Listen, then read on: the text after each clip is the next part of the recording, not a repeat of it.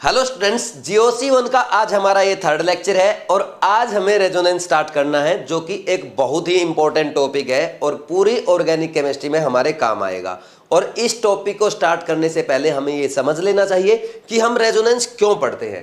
तो रेजोनेंस क्यों पढ़ते हैं, इस क्वेश्चन का आंसर समझने के लिए पहले आपको बेंजीन के स्ट्रक्चर को समझना होगा। बेंजीन आप सब लोग जानते हैं, C6H6। देखो ये स्ट्रक्चर बनता है। पहले आप एक बार बोर्ड की तरफ देख लो, मैं क्या बना रहा हूं, फिर उसके बाद आप बना लेना। एक तो स्ट्रक्चर ये बनाते हैं हम बेंजीन का। दूसरा स्ट्रक्चर क्या बनाते हैं हम लोग, दूसरा स्ट्रक्चर कुछ ऐसा बनता है, ये वाला। ये दोनों ही स्ट्रक्चर हम बना सकते हैं। ठीक, अब देखो, मान लीजिए इस कार्बन को मैं 1 नंबर दूं और इस कार्बन को 2 दूं और इस कार्बन को यहां पे 1 और ये 2। ठीक, तो यहां पे आपको कार्बन कार्बन क्या दिखाई दे रहा है, डबल बॉन्ड दिखाई दे रहा है। तो यहां पे C1C2 की बॉन्ड लेंथ जो होगी वो कितनी होगी, डबल बॉन्ड के अकॉर्डिंग होनी चाहिए 1.34 एंगस्ट्रॉम। समझ आ रही कि नहीं आ रही बात। और यहां पे ये सिंगल बॉन्ड है, तो यहां पे C1C2 की बॉन्ड लेंथ जो है आपकी वो कितनी होनी चाहिए, 1.54 एंगस्ट्रॉम। ठीक, अब देखो क्या हो रहा है, बेंजीन की दोनों स्ट्रक्चर में बॉन्ड लेंथ अलग अलग आ रही है अगर हम बात करें डेटा के अकॉर्डिंग। लेकिन जब बेंजीन की experimental bond length find out की गई तो ना तो वो 1.54 एंगस्ट्रॉम आई, ना ही 1.34 एंगस्ट्रॉम आई।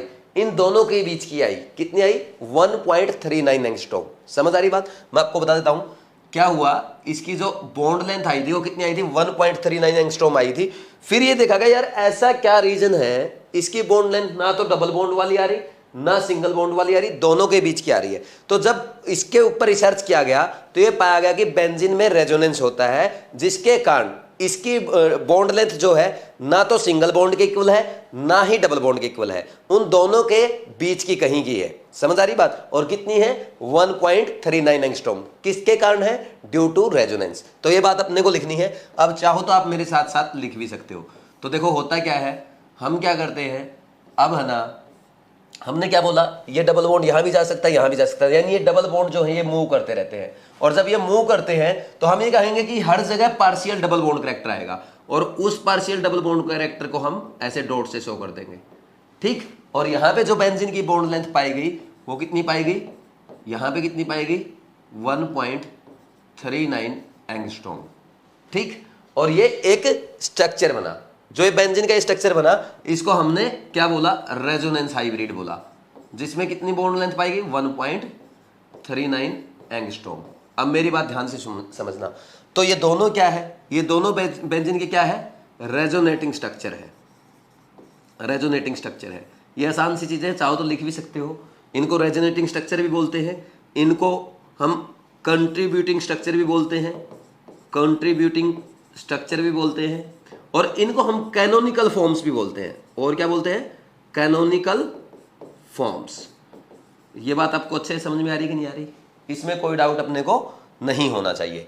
अब नेक्स्ट देखो, जो रेजोनेंस हाइब्रिड बनता है वो कैसे बनता है, जितने भी ये कॉन्ट्रीब्यूटिंग स्ट्रक्चर है या रेजोनेटिंग स्ट्रक्चर है वो सारे कॉन्ट्रीब्यूट करेंगे किसमें, रेजोनेंस हाइब्रिड में, है ना। तो यहां पे लिख लेना, all resonating structures, all resonating structures contribute in resonance hybrid। ये लिख सकते हैं हम लोग, all resonating structure contribute in resonance hybrid। चाहो तो साथ के साथ लिख लो। ये बात आपको अच्छे से समझ में आई। अब मेरी बात ध्यान से सुनो, जो रेजोनेंस हाइब्रिड हमारा बनता है, तो रेजोनेंस हाइब्रिड सबसे ज्यादा स्टेबल स्ट्रक्चर होता है। ये मोस्ट स्टेबल स्ट्रक्चर होता है। समझ आ रही बात। और मोस्ट स्टेबल स्ट्रक्चर यानी इसकी एनर्जी क्या होगी, मिनिमम एनर्जी वाला स्ट्रक्चर होगा।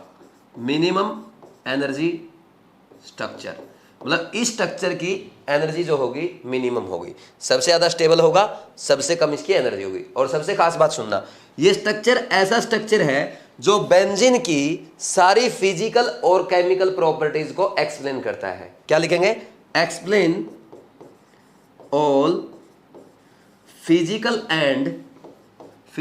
and chemical properties of benzene। समझ आई भाई बात। तो ये था अपना बेसिक कि हम रेजोनेंस क्यों पढ़ते हैं? देखो हमने क्या देखा, बेंजीन के ऊपर स्टडी किया। बेंजीन में क्या था, ना तो उसकी बॉन्ड लेंथ सिंगल बॉन्ड के इक्वल है, ना ही डबल बॉन्ड के इक्वल है। एक्सपेरिमेंटली वो पाई गई दोनों के बीच की, तो दोनों के बीच की पाएगी, तो हमने देखा ऐसा क्यों। फिर पाया गया कि इसमें रेजोनेंस हो रहा है, कभी डबल बॉन्ड वहां चला जाता है, कभी वहां चला जाता है, मूव करता रहता है। इसलिए क्या है, हर कार्बन पे ये 6 के 6 बॉन्ड पे क्या हो रहा है, सभी ना तो सिंगल बॉन्ड है ना डबल बॉन्ड है, क्या है, सभी पार्शियल डबल बॉन्ड है। इसके कारण उनके बॉन्ड लेंथ कितनी आ रही है, 1.39 एंगस्ट्रॉम। और ये किसके कारण हो रहा है, रेजोनेंस के कारण। ठीक, तो ये जो स्ट्रक्चर बना जिसमें 1.39 एंगस्ट्रॉम इसकी बॉन्ड लेंथ आई, उसको हमने रेजोनेंस हाइब्रिड बोल दिया। और हमने ये बोल दिया जितने भी पॉसिबल रेजोनेटिंग स्ट्रक्चर बनते हैं बेंजीन के, वो सारे क्या करते हैं, इस रेजोनेंस हाइब्रिड में कंट्रीब्यूट करते हैं। ठीक, ये सबसे स्टेबल स्ट्रक्चर होता है, यानी इसकी एनर्जी सबसे कम होती है। और सबसे खास बात, बेंजीन की जितनी भी फिजिकल और केमिकल प्रॉपर्टीज है वो सभी को एक्सप्लेन करता है। आप एक बार ये नोट डाउन कर लो, आगे रेजोनेंस के बारे में कुछ पॉइंट्स अपने को लिखने हैं, नेक्स्ट पेज पे लिखेंगे।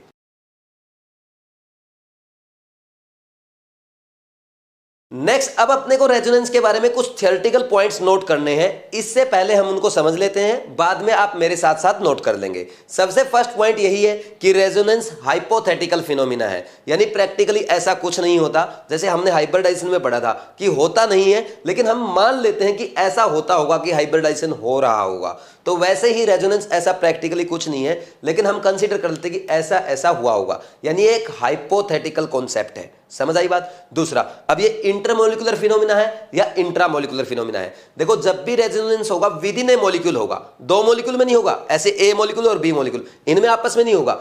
ए का अपना रेजोनेंस होता है और बी रेजोनेंस शो करता है तो बी का अपना होता है, दोनों अलग अलग अपना शो करते हैं, यानी ये विद इन ए मॉलिक्यूल होता है। यानी कैसा फिनोमिना है, इंट्रामोलिकुलर फिनोमिना है। नेक्स्ट पॉइंट क्या है, रेजोनेंस किसी भी मॉलिक्यूल को क्या करता है, स्टेबलाइज करता है। जितना ज्यादा रेजोनेंस होगा उतना स्टेबल मॉलिक्यूल होगा। तो रेजोनेंस कैसा फिनोमिना है, स्टेबलाइजिंग फिनोमिना है। अब रेजोनेंस परमानेंट इफेक्ट है या टेम्परेरी इफेक्ट है? तो रेजोनेंस परमानेंट इफेक्ट है, क्योंकि देखो बेंजीन में जो हमने देखा वो अपने आप हो रहा है, आपने उसको छेड़ा नहीं है, उसमें अपने आप सारी चीजें हो रही है, इसलिए रेजोनेंस कैसा इफेक्ट है, परमानेंट इफेक्ट है। इसके अलावा जब भी रेजोनेंस होगा कैसे मॉलिक्यूल में होगा, प्लेनर मॉलिक्यूल में होगा, यानी रेजोनेंस शो करने के लिए मॉलिक्यूल प्लेनर होना चाहिए। और जब भी नेक्स्ट हम आगे भी पढ़ेंगे, अगर कोई लोन पेयर रेजोनेंस में पार्टिसिपेट करता है तो हम उसको हाइब्रिडाइजेशन में काउंट नहीं करते हैं। तो ये पॉइंट्स अपने को नोट करने हैं, ये थियोरेटिकल पॉइंट्स थे। एक बार आप लिख लो मेरे साथ साथ, फिर आपके नोट्स बनते जाएंगे। आपको समझ तो आ ही गया है, अब आप साथ साथ लिख सकते हो ताकि आपका टाइम सेव हो जाएगा। तो फर्स्ट पॉइंट से मैं स्टार्ट कर रहा हूं। पहला पॉइंट मैंने क्या बोला, साथ के साथ रिवाइज करो। रेजोनेंस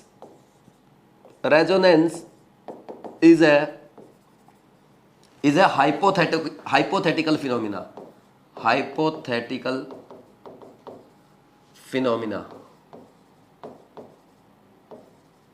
ठीक, फर्स्ट पॉइंट ये था। सेकंड पॉइंट हमारा क्या था, it is an intramolecular phenomena.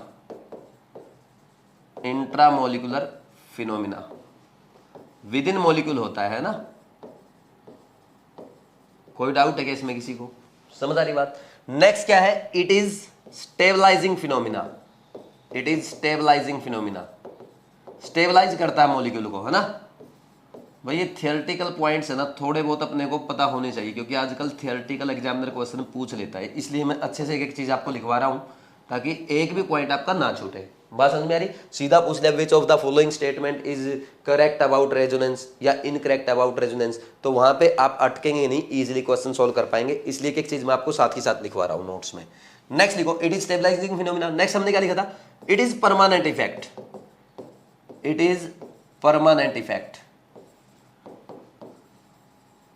बात समझ में आ रही है? नेक्स्ट, अब इसमें और हम क्या करेंगे, to show resonance molecule should be planar। Molecule कैसा होना चाहिए, प्लेनर होना चाहिए। ठीक, जैसे हम बेंजीन में अभी हम देख रहे थे, एक बार इधर देखो आप, जैसे हम बेंजीन में देख रहे थे, यहाँ पे ये बेंजीन है, इसके यहाँ पे हाइड्रोजन लगे हुए हैं, ये हाइड्रोजन लगे हैं, ये हाइड्रोजन। तो हर कार्बन क्या कर रहा है, 3 सिग्मा बना रहा है और एक क्या बना रहा है, पाई बॉन्ड। यानी सबका हाइब्रिडाइजेशन क्या आएगा, ऑल कार्बन क्या है यहाँ पे, sp2 हाइब्रिडाइज्ड है ना? कोई डाउट है क्या इसमें किसी को? सारे कार्बन कैसे होंगे, sp2 हाइब्रिडाइज्ड है। नेक्स्ट पॉइंट हमने क्या लिखा था, lone pair participating in resonance are not considered in hybridization, ये हमने लिखा था। इसको थोड़ा सा ऊपर कर देते हैं एक बार, ताकि ये आपको कंफ्यूज ना करे कौन से पॉइंट की लाइन कहाँ पे है। ठीक है, देखो नेक्स्ट, देखो यहां पे इसको हटा देते हैं, considered is not or not considered in hybridisation. समझ आ रही बात? एक एग्जांपल मैं आपको बता देता हूं यहाँ पे।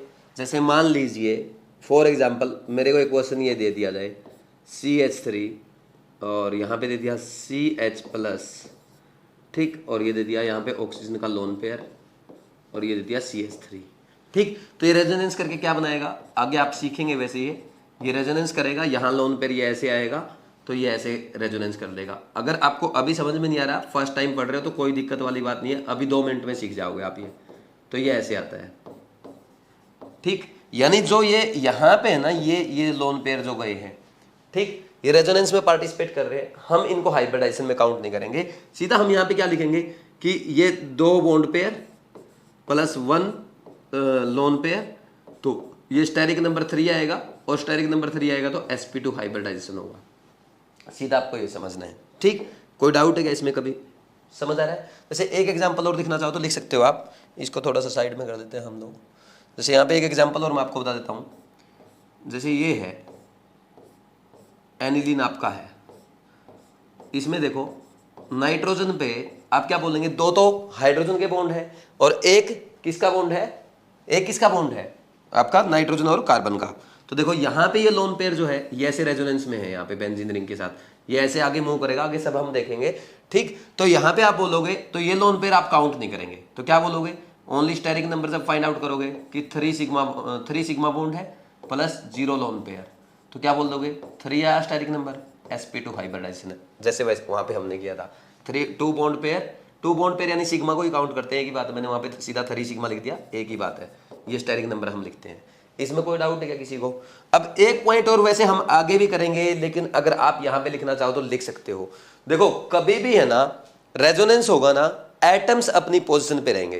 देखो जहां कार्बन था वहीं है, जहां ऑक्सीजन था वहीं है, ठीक, यहाँ पे भी वैसा ही है, और ये नाइट्रोजन भी वहीं रहेगा, ये लोन पेयर मूव करेगा, या तो पाई इलेक्ट्रॉन मूव करेंगे या लोन पेयर मूव करेगा, ठीक। पाई बॉन्ड के इलेक्ट्रॉन मूव कर सकते हैं, लोन पेयर मूव कर सकता है, ऑड इलेक्ट्रॉन मूव कर सकता है, पॉजिटिव चार्ज मूव कर सकता है, नेगेटिव चार्ज मूव कर सकता है, लेकिन एटम्स अपने प्लेस पे ही रहेंगे, ठीक। वैसे हम आगे जब पढ़ेंगे रूल्स ऑफ रेजोनेंस, वहां भी आप ये देख लेंगे, यहाँ पे वैसे ज्यादा लिखने की कोई जरूरत नहीं है, ठीक। आप इतना लिख लो, इतना काफी है, क्योंकि आगे हम एक बार और लिखेंगे, बार बार किसी पॉइंट को लिखने का कोई मतलब नहीं है, ओनली टाइम वेस्ट होगा। नेक्स्ट वहां पे हम लिख लेंगे, अब तो आप इतना ही लिख लो, ठीक। ये नोट करो, फिर आगे बढ़ते हैं।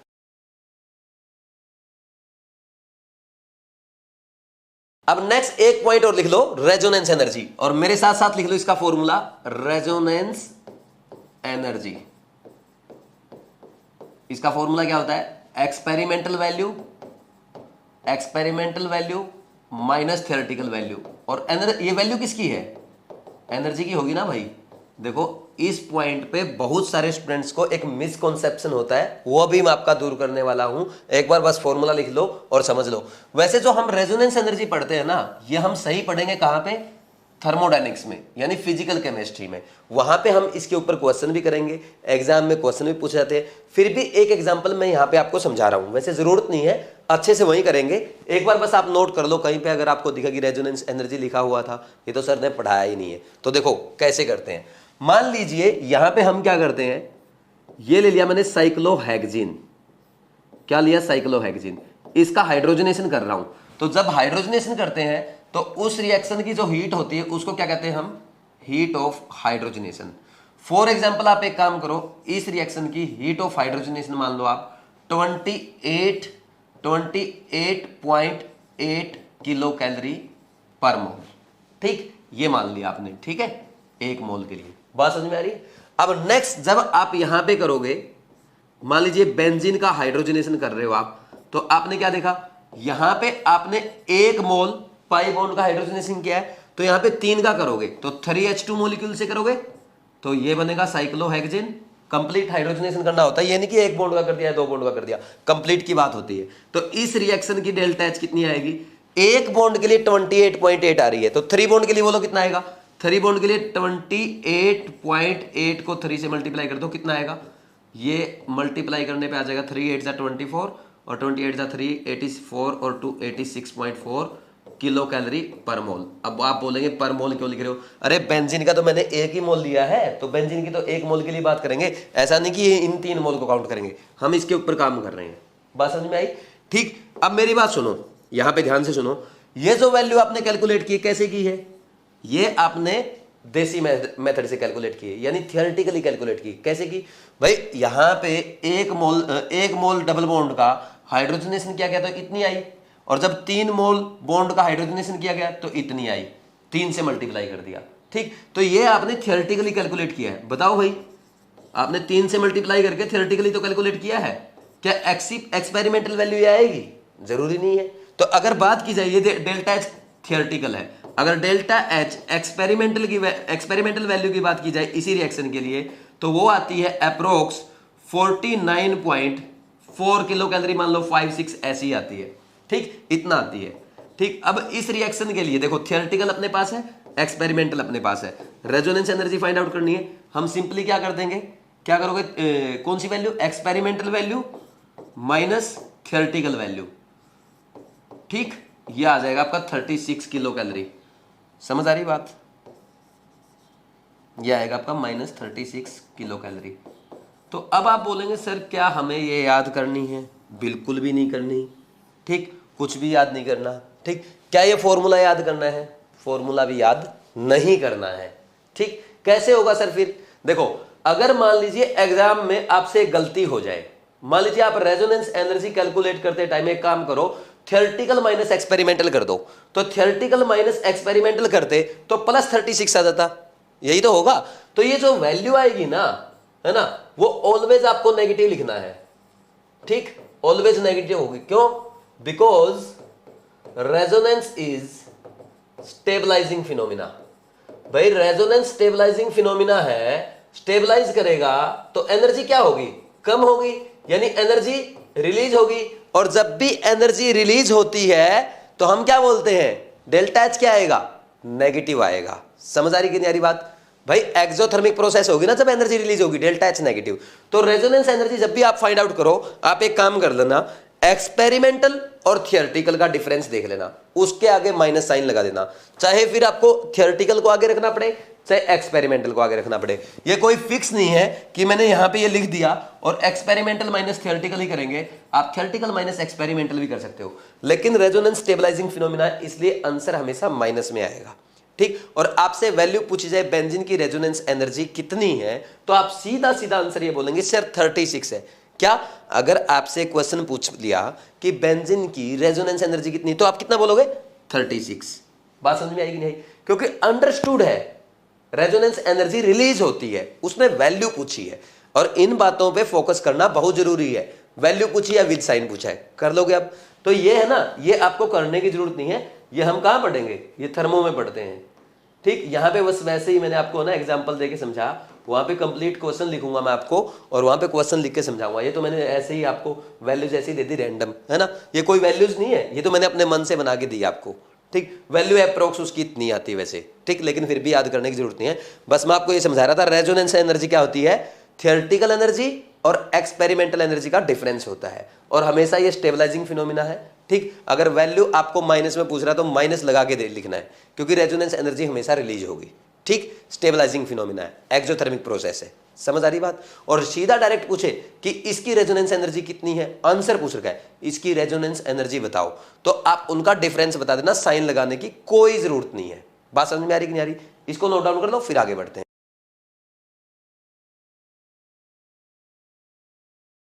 अब नेक्स्ट हेडिंग डालो, टाइप ऑफ सिस्टम। मेरे साथ साथ लिखो, टाइप ऑफ सिस्टम। देखो 3 टाइप के सिस्टम होते हैं, 1 2 3 करके पढ़ेंगे। इसमें पहला सिस्टम क्या आता है, कंजुगेटेड सिस्टम।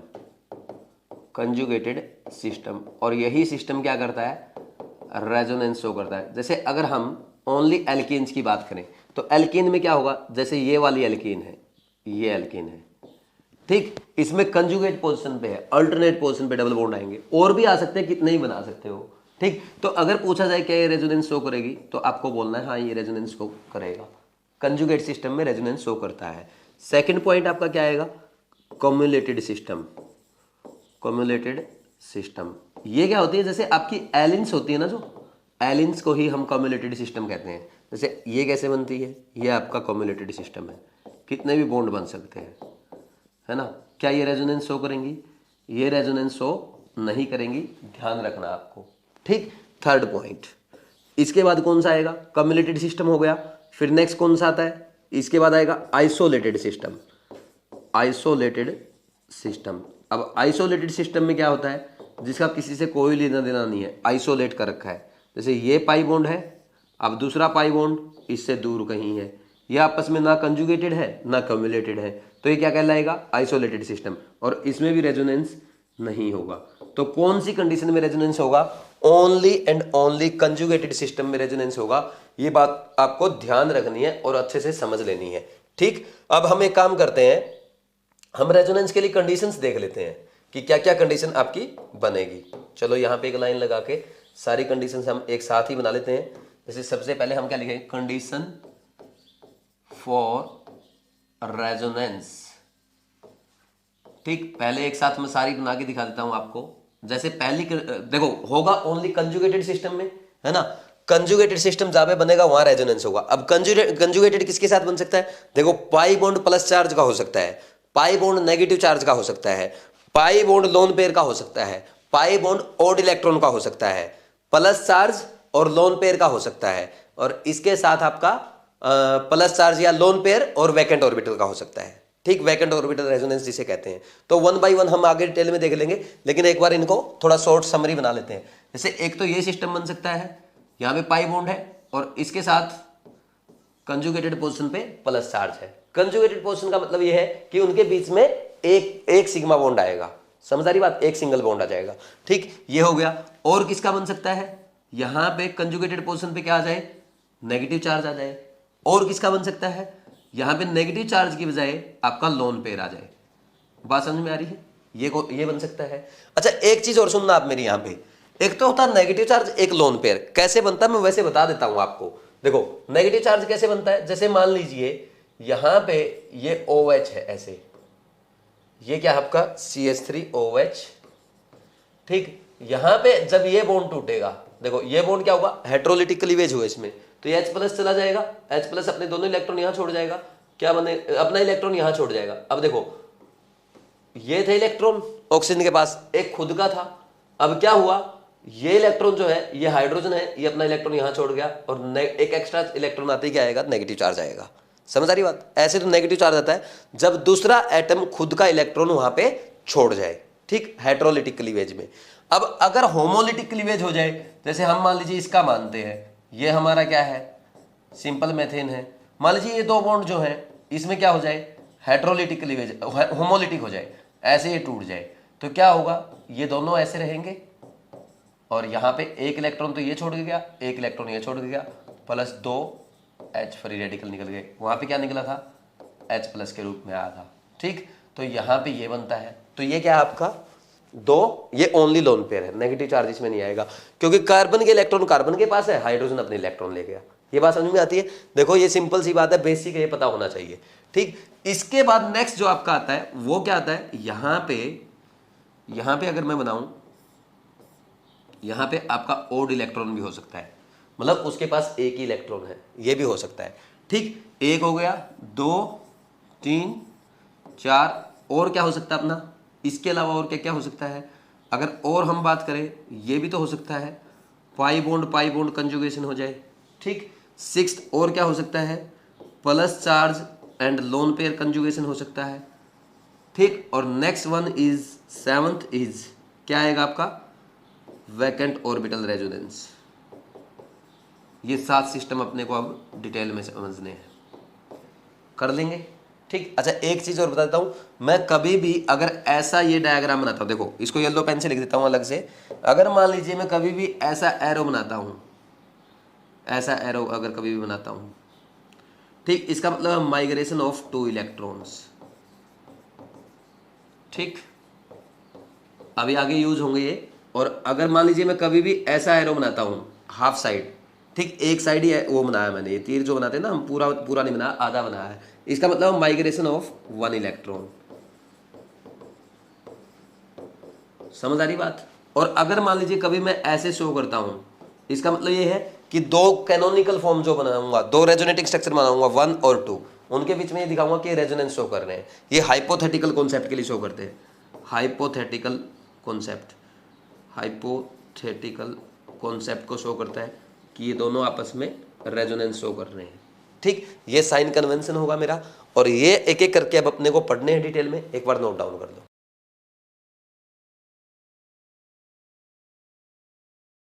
अब नेक्स्ट देखो, जो हमने 7 कंडीशंस पढ़ी है उनको 1 बाय 1 हम एक्सप्लेन करेंगे। जैसे सबसे पहले क्या करेंगे, सबसे पहले ये वाला कंजुगेशन पढ़ेंगे, फिर ये, फिर ऐसे लाइन से पढ़ेंगे। तो सबसे पहला कंजुगेशन कौन सा है, pi bond and positive charge conjugation. तो इसमें लिख लो, फर्स्ट क्या लिखोगे, पाई बॉन्ड या डबल बॉन्ड लिख दो, double bond and positive charge conjugation. ठीक, पॉजिटिव चार्ज भी लिख लो, चलो पॉजिटिव चार्ज कॉन्जुगेशन।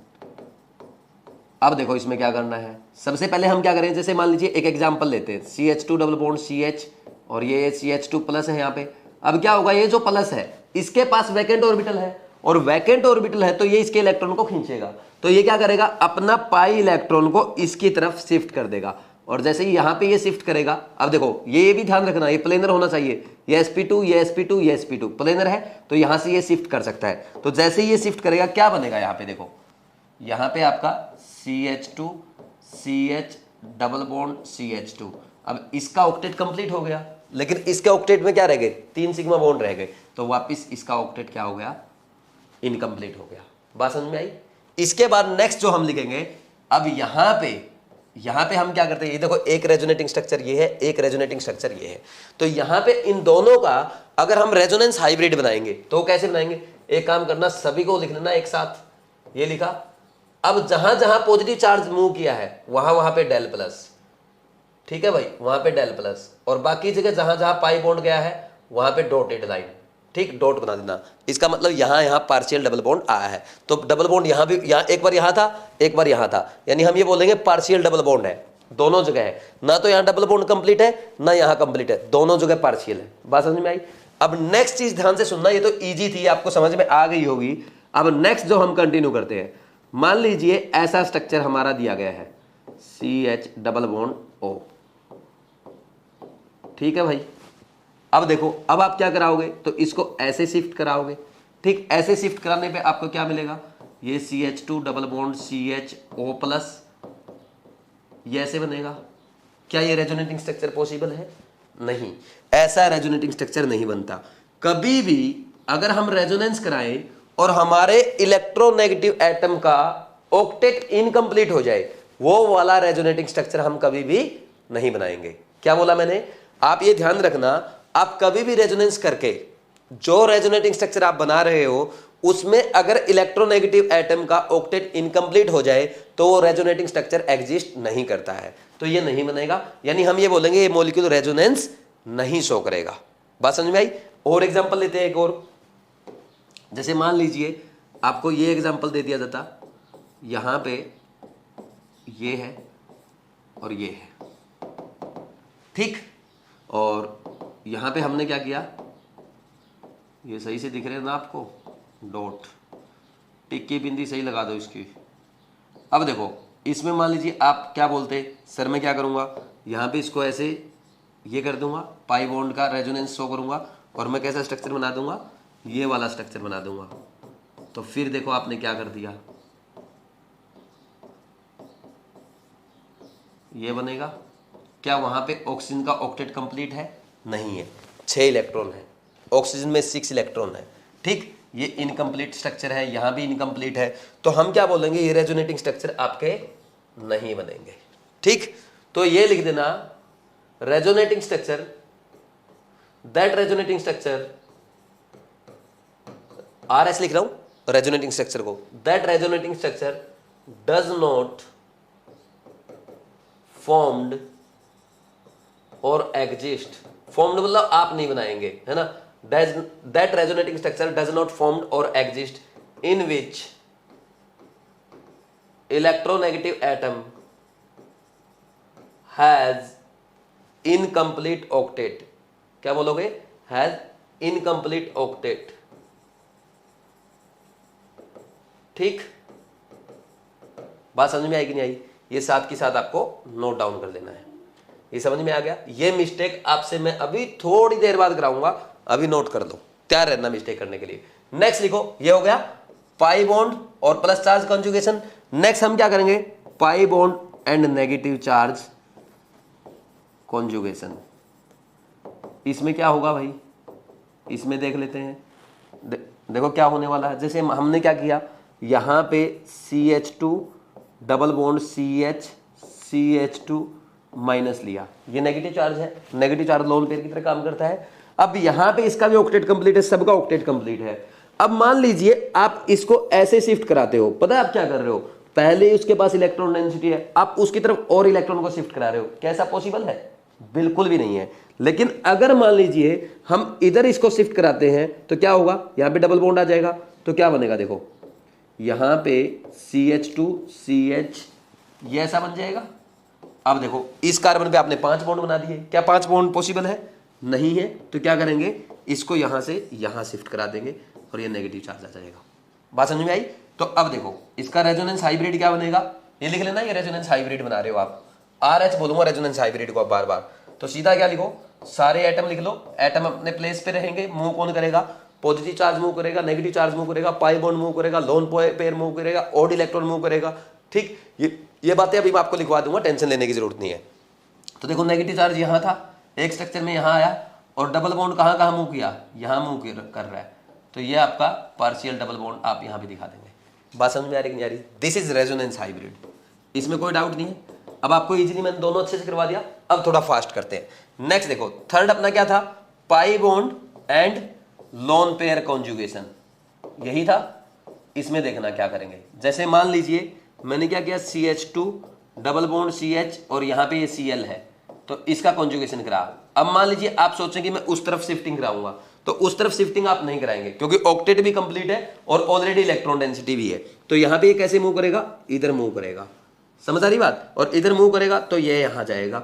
तो देखो CH2 CH Cl यहां पे प्लस आ जाएगा, सॉरी यहां पे डबल बॉन्ड आएगा और दोनों इलेक्ट्रॉन इसके गए हैं तो इसके ऊपर प्लस आ जाएगा, और इधर ये दोनों इलेक्ट्रॉन यहां मूव करे तो माइनस आ जाएगा, ठीक। और अब हम क्या लिखेंगे यहाँ पे, ये क्या आएगा, रेजोनेंस हाइब्रिड बनाना आपको, सारे एटम को उनके प्लेस पे लिखो, इसके ऊपर डेल एक बार माइनस आया है, इसके ऊपर प्लस आया है, और यहाँ पे डबल बॉन्ड आया था, यहाँ पे एक बार यहाँ भी आया है, तो ऐसे शो कर देंगे। बात समझ में आ रही है, ये रेजोनेंस हाइब्रिड बन गया।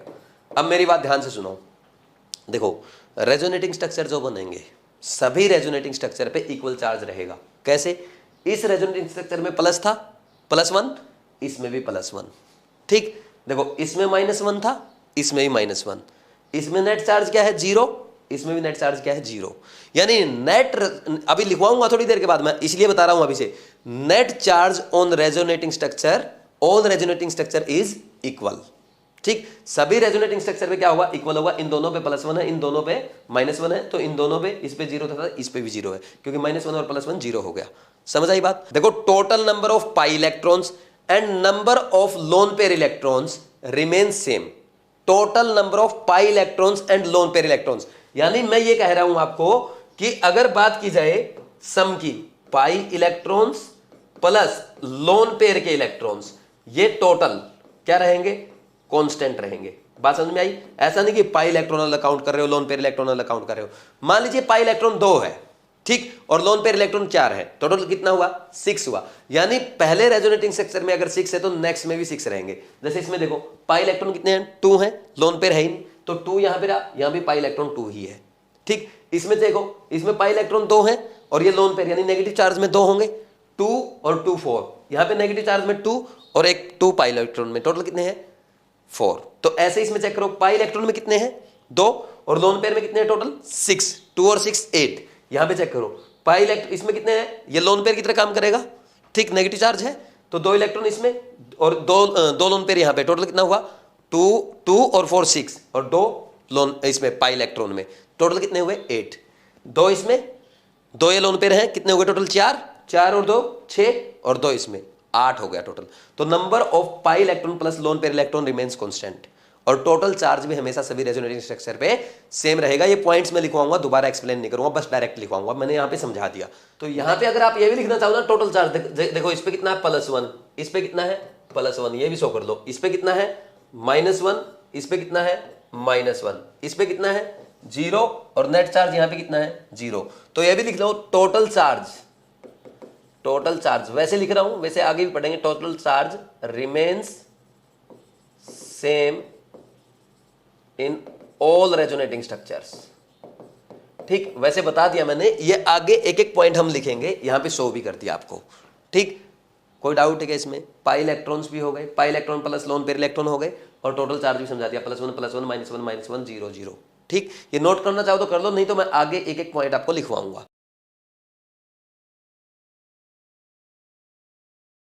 अब नेक्स्ट देखो, फोर्थ पॉइंट क्या था अपना, pi bond conjugation with odd electron, pi bond and odd electron conjugation, यही था। ये लिखो अब मेरे साथ साथ, जैसे मान लीजिए यहाँ पे ये है CH2 डबल बॉन्ड CH2, ये फ्री रेडिकल है। अब यहाँ पे क्या होगा, देखो यहाँ पे ये जो फ्री रेडिकल है ना, अब ये क्या करेगा, ये इधर आएगा, एक मूव करेगा, एक इलेक्ट्रॉन का माइग्रेशन है और इधर से ये आएगा, तो ये एक पाई बॉन्ड बना लेंगे और ये यहाँ चला जाएगा। तो कैसा स्ट्रक्चर बनेगा, आप स्ट्रक्चर बना के देखना चाहते हैं तो स्ट्रक्चर कैसा बनेगा, ये ऐसा बनेगा, ठीक। यहाँ पे इनके बीच में डबल बॉन्ड बन जाएगा और यहाँ पे बल्कि आप ये भी दिखाया करो उल्टा भी, ये भी तो हो सकता है, ये वापिस आएगा और यहाँ पे ये इलेक्ट्रॉन इधर वापिस आएगा और ये यहाँ जाएगा, तो वापिस वो स्ट्रक्चर बन जाएगा, ठीक। और इसका रेजोनेंस हाइब्रिड बनाना चाहते हो, कैसे बनाओगे, देखो सारे एटम लिख लो, सारे एटम लिख के जहाँ जहाँ ओड इलेक्ट्रॉन आया पार्शियल ओड इलेक्ट्रॉन शो कर दो, जहाँ जहाँ डबल बॉन्ड आया पार्शियल डबल बॉन्ड शो कर दो, कर लोगे ऐसे। अच्छा एक चीज और करना, जो पीछे आपने स्ट्रक्चर बनाए ना, जैसे ये बना रखे, इनमें भी एक बार दिखा देना, ये जैसे ये है ना, यहाँ पे मूव करेगा, ठीक, तो पॉजिटिव चार्ज उस पर आ जाएगा, वापिस ये वाला स्ट्रक्चर बन जाएगा। जैसे इसमें आपने दिखा ये इधर मूव करेगा, ये इधर मूव कर रहा है, तो इसमें कैसे दिखा रहे हो, व्हाइट से दिखा रहे, तो ये इधर मूव करेगा तो ये इधर मूव कर जाएगा, वापिस ये वाला स्ट्रक्चर आ जाएगा। इसमें भी शो कर देना, ये यहाँ पे मूव करेगा तो ये पॉजिटिव चार्ज इधर मूव कर जाएगा और ये इधर ये वाला स्ट्रक्चर आ जाएगा, तो आपस में ये इंटरचेंज करते रहेंगे।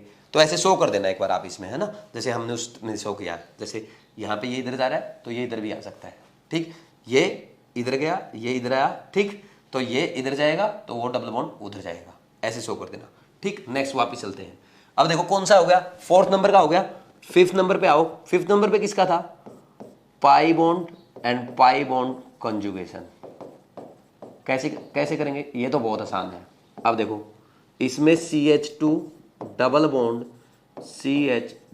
CH2 ये वाला है, ठीक। इसमें क्या करोगे, देखो यहां पे आप एक काम करना, जैसे यहां पे मान लीजिए ये यहां पे इधर मूव करने लग जाए, ऐसे दोनों इलेक्ट्रॉन, फिर ये इधर जाएंगे क्योंकि 5 बॉन्ड तो बनाएगा नहीं। स्ट्रक्चर कैसा बनेगा, यहां पे ये ऐसा बन जाएगा और इसके ऊपर आ जाएगा माइनस और इसके ऊपर आ जाएगा प्लस। अब बताओ नेट चार्ज कितना है, लिख के देखो यहाँ पे, नेट चार्ज कितना है 0, इस पे भी नेट चार्ज कितना है 0। Pi electrons plus lone pair electron कितने हैं 2 और 2 4, ओनली पाई है, 4 + 0 = 4 है। और यहाँ पे कितने हैं, pi electron plus lone pair electrons कितने हैं, यहाँ पे ये 2 तो पाई इलेक्ट्रॉन्स है प्लस 2 लोन पेयर के इलेक्ट्रॉन है, टोटल 4, ये कांस्टेंट रहेगा। नेट चार्ज भी कांस्टेंट रहेगा और total number of pi electron plus lone pair electron भी कांस्टेंट रहेगा। तो यहाँ पे हम कैसा स्ट्रक्चर बनाएंगे इसका, रेजोनेटिंग हाइब्रिड। सारे एटम बना लो और सारे एटम को उनके प्लेस पे बना के जहाँ पे चार्ज मूव किए वहाँ पे वो चार्ज शो कर दो, और जहाँ जहाँ डबल बॉन्ड आए थे वहाँ पार्शियल डबल बॉन्ड शो कर देंगे। बात समझ में आ रही कि नहीं आ रही, ठीक। नेक्स्ट देखो 6th, इसमें क्या है, positive charge and lone pair conjugation होता कैसे है, बिल्कुल सिंपल है, एक बार ध्यान दो इधर देखो। जैसे हमने एक छोटा सा एग्जांपल ले लिया, मान लीजिए ये वाला CH3CH+, यहाँ ऑक्सीजन के पास लोन पेयर है, ठीक, और ये CH3। तो अब क्या होगा, इसके पास वैकेंट ऑर्बिटल है और उसके पास इलेक्ट्रॉन पेयर्स है, तो ये अपने इलेक्ट्रॉन पेयर इसको दे देगा। मैंने आपको केमिस्ट्री में बताया था, अगर किसी के पास इलेक्ट्रॉन्स है और दूसरा इलेक्ट्रॉन डेफिशिएंट है, उसको दे देता है, जरूरत जब पड़ती है दे देता है। इंसानों की तरह नहीं है कि एक को पैसे की जरूरत है, दूसरा उसका तमाशा देखे जा रहा है ना। केमिस्ट्री में अच्छा है, केमिस्ट्री से कुछ सीखो, आपको भी दूसरों की मदद करनी चाहिए अगर आप कर सकते हो तो अब इधर देखो, वापिस आ जाओ कॉन्सेप्ट पे। तो जैसे ही अपने इलेक्ट्रॉन इसको देगा तो कैसी सिचुएशन बनेगी, इसके वैकेंट ऑर्बिटल में रेजोनेंस आ गए, इलेक्ट्रॉन आ गए। अब देखो क्या हुआ, कार्बन का ऑक्टेट कंप्लीट हो गया, इसमें पॉजिटिव चार्ज नहीं आएगा, तो ये पॉजिटिव चार्ज यहां मूव कर जाएगा। वैसे भी अगर हम बेसिक से सोचें कि पॉजिटिव चार्ज हमने वहां पे क्यों शो किया, देखो यहां पे आपने क्या देखा, ये दोनों इलेक्ट्रॉन जो है ऑक्सीजन के हैं, और दोनों पाई बॉन्ड में ये इलेक्ट्रॉन जो आए हैं दोनों किसके हैं भाई, ऑक्सीजन के हैं। और जब ए और बी के बीच में पाई बॉन्ड बन जाता है तो हम ये बोलते हैं ये बॉन्ड जो बना है इसमें ए का एक इलेक्ट्रॉन है, एक बी का है। अब चाहे वो बी ने दिया हो, ऐसा लगता है कि एक इलेक्ट्रॉन ए का है, यानी एक टाइप से ऐसा नहीं हो रहा कि ऑक्सीजन ने एक इलेक्ट्रॉन कार्बन को दे दिया, है ना, है तो दोनों ऑक्सीजन के। अब वो पाई बॉन्ड में शेयरिंग में आ गए, तो इन पे अधिकार अब कार्बन का भी है, ऑक्सीजन का भी है, तो दोनों पे ऑक्सीजन का भी है, दोनों पे कार्बन का भी है। यानी हम ऐसा मान सकते हैं एक कार्बन का एक ऑक्सीजन का है, कार्बन के पास तो था नहीं, यानी ऑक्सीजन ने दिया है और ऑक्सीजन ने दे दिया, तो इसलिए उसके ऊपर प्लस आ गया। बात समझ में आ रही? तो ऐसे होता है बेसिक से। अब नेक्स्ट देखो, दोबारा बोलूं, बहुत सारे बच्चों को समझ नहीं आया होगा ये। देखो क्या हुआ, यहाँ पे कार्बन और ऑक्सीजन था, ठीक, इसके पास ये लोन पेयर थे, ठीक, इसके पास प्लस चार्ज था। क्या हुआ, इसने अपने दोनों इलेक्ट्रॉन दिए, तो दोनों इलेक्ट्रॉन जब दिए ये प्लस चार्ज तो हट गया यहाँ से, और यहाँ पे ये पाई बॉन्ड आ गया, ठीक, तो और यहाँ से इसके लोन पेयर भी ये हट गए। अब क्या होगा, इस बॉन्ड में जो दो इलेक्ट्रॉन आए हैं ये दोनों ही किसके हैं, ऑक्सीजन के हैं।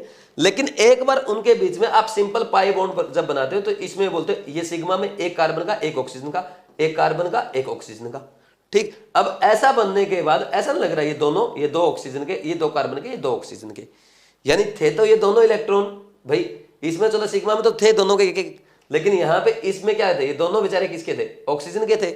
लेकिन अब कैसा क्या लग रहा है कि एक कार्बन का है एक ऑक्सीजन का, दोनों की शेयरिंग है। तो यानी हम ऐसा प्रतीत हो रहा है कि ऑक्सीजन ने कार्बन को एक इलेक्ट्रॉन दे दिया, और इसलिए ऑक्सीजन के ऊपर प्लस आ जाएगा। जब भी कोई एक दूसरे को इलेक्ट्रॉन देता है तो उस पर प्लस आ जाता है। बात समझ में आई या नहीं आई? ये लिखा हमने। अब देखो क्या बनेगा, यहां पे इसका रेजोनेटिंग हाइब्रिड बनाएंगे, CH3, सारे एटम लिख लो अपने प्लेस पे, ठीक, ऐसा लिखा आपने। अब देखो कहां कहां प्लस आया, यहां प्लस आया, यहां प्लस आया, और यहां पे एक बार डबल बॉन्ड आया, बाकी ये सिंगल बॉन्ड था, इसको पार्शियल डबल बॉन्ड से शो कर दो, ठीक। अगर नेट चार्ज की बात करना चाहो, नेट चार्ज इसमें कितना है, 0, इसमें भी नेट चार्ज कितना है, 0 है कि नहीं है भाई, सॉरी 0 नहीं है, यहाँ पे भी +1 है और वहाँ भी +1 है। इस मॉलिक्यूल पे देखो +1 है और इस मॉलिक्यूल पे भी +1 है। अगर बात करें नंबर ऑफ पाई इलेक्ट्रॉन की, pi electron plus lone pair electrons total कितने, पाई इलेक्ट्रॉन तो है ही नहीं, 0 + 4, टोटल 4 इलेक्ट्रॉन है। यहाँ पे pi electron plus lone pair electron, तो 2 तो पाई में है, पाई बॉन्ड इस बार, और 2 ऑक्सीजन के पास एक लोन पेयर है, टोटल 4 है, तो वो भी कांस्टेंट रहेंगे। तो हमेशा रेजोनेटिंग स्ट्रक्चर में ये कांस्टेंट रहते हैं, इस बात का आपको ध्यान रखना है, इसमें कोई डाउट नहीं होना चाहिए। अपना एक एग्जांपल और बचा है, ये लिख लो, फिर वो करते हैं।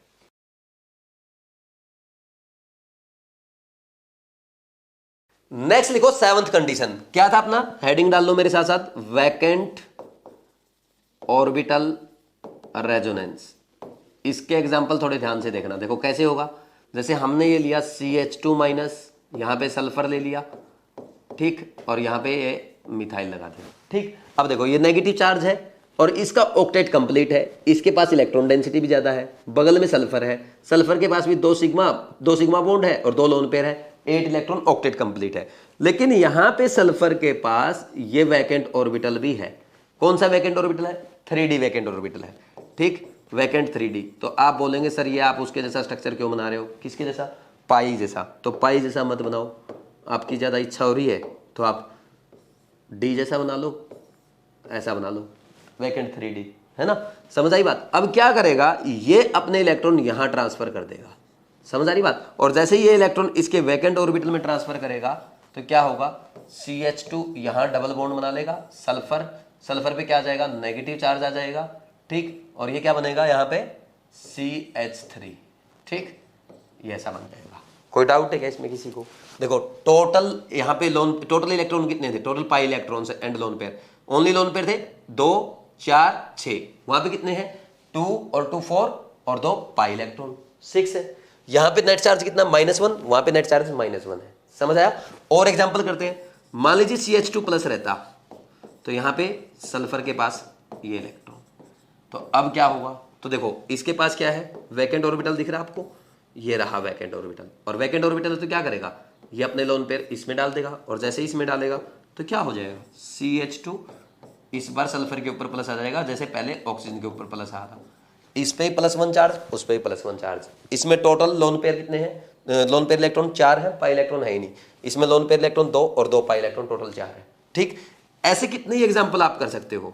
मान लीजिए आप यहाँ पे और एग्जाम्पल ले लेते हैं, ये ले लिया आपने CH2 माइनस, फास्फोरस ले लिया, यहाँ पे CH3, या हाइड्रोजन ही ले लो दोनों, ठीक, PH2 ले लिया, मान लीजिए ये ले लिया, तो ये क्या करेगा, इसके पास ऐसे शो करते हैं, तो इसके पास वैकेंट 3D होता है, तो वैकेंट 3D, तो जैसे पहला एग्जाम्पल हमने किया है वैसे ही क्या करेगा, इसके वैकेंट 3D में इलेक्ट्रॉन डाल देगा, और क्या बन जाएगा CH2P, यहाँ पे इसके ऊपर माइनस। तो ऐसे बना सकते हैं, चाहो तो इनके रेजोनेटिंग हाइब्रिड भी आप बना सकते हो, कोई बड़ी बात नहीं है, तीनों के बना के दिखा देता हूँ आपको कैसे बनेगा। CH2, ये सल्फर, ये CH3, इसके ऊपर नेगेटिव चार्ज आया, इसके ऊपर नेगेटिव चार्ज था, और इन्होंने क्या किया, ये पार्शियल पाई बॉन्ड यहाँ पे शो करेंगे, ठीक, पाई बॉन्ड यहाँ पे आया, तो फिर इसका रेजोनेटिंग हाइब्रिड बनाएंगे नेक्स्ट वाले का, CH2 सल्फर CH3, इस पे प्लस था तो इस पे डेल प्लस शो करो, डेल प्लस शो करो, और यहाँ पे पार्शियल पाई बॉन्ड। ऐसे ही इसका बना दो, CH2 फास्फोरस हाइड्रोजन हाइड्रोजन, इस पे माइनस था, इस पे माइनस आया एक बार, और यहाँ पे ये पार्शियल डबल बॉन्ड। तो ये स्ट्रक्चर बनेंगे, ये कंडीशंस आपकी बनती है, सारे एग्जांपल मैंने बना के दिखा दिए। अब आगे हम बढ़ते हैं, रूल्स ऑफ रेजोनेंस पढ़ते हैं, एक बार ये नोट कर लो।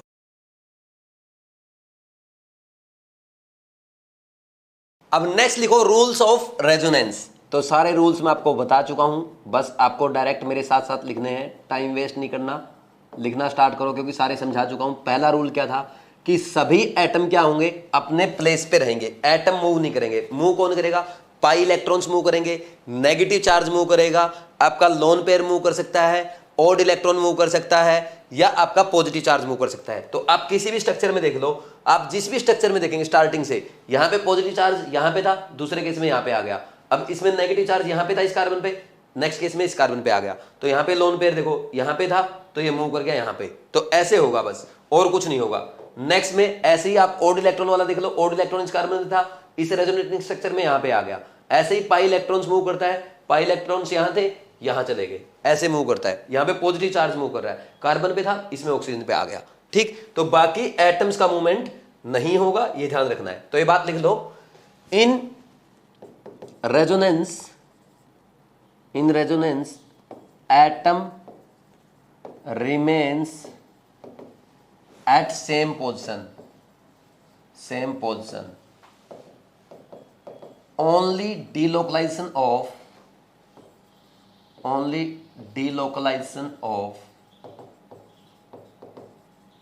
क्या क्या बोला मैंने आपको, pi electrons, negative charge, lone pair electrons, lone pair लिख लो सीधा, और क्या बोला, odd electron and positive charge takes place, इनका डिलोकलाइजेशन होगा, बाकी एटम वहीं पे रहेंगे, ठीक है। ये पॉइंट बताया था। नेक्स्ट पॉइंट ये बताया था, in all resonating structure net charge is same, सभी रेजोनेटिंग स्ट्रक्चर में नेट चार्ज हमेशा सेम आएगा, ये मैंने आपको बताया था। नेक्स्ट देखो और क्या बताया था, in all resonating structure total number of pi electrons and loan pair electrons remain same, इनका सम क्या होगा, सेम रहेगा, ये भी मैं पीछे बता चुका हूं आपको, ठीक। नेक्स्ट क्या करेंगे, all resonating structures follow Lewis octet rule. Lewis octet rule, भाई लुईस ऑक्टेट रूल को फॉलो करेंगे। ऐसा नहीं है कि इसमें ना मेन पॉइंट जो है आपको है ना कि रेजोनेंस करा करके आपको इलेक्ट्रोनेगेटिव एटम पे आपका इनकम्प्लीट ऑक्टेट नहीं होना चाहिए। ठीक, लिख देता हूं मैं, हिंदी में लिख लो बेशक। रेजोनेंस करते टाइम, रेजोनेंस करते टाइम, रेजोनेंस करते टाइम क्या बोलेंगे, इलेक्ट्रोनेगेटिव एटम का, इलेक्ट्रोनेगेटिव एटम पर इनकम्प्लीट ऑक्टेट, इनकम्प्लीट ऑक्टेट वाला, इनकम्प्लीट ऑक्टेट वाला रेजोनेटिंग स्ट्रक्चर नहीं बनाएंगे, वाला रेजोनेटिंग स्ट्रक्चर नहीं बनाएंगे। ये मैं पीछे सिखा चुका हूं आपको, ये भी लिखवाया भी था मैंने, एक बार फिर से हिंदी में लिखवा दिया ताकि आप ये मिस्टेक ना करो, क्योंकि अभी मैं आपसे करवाने वाला हूं।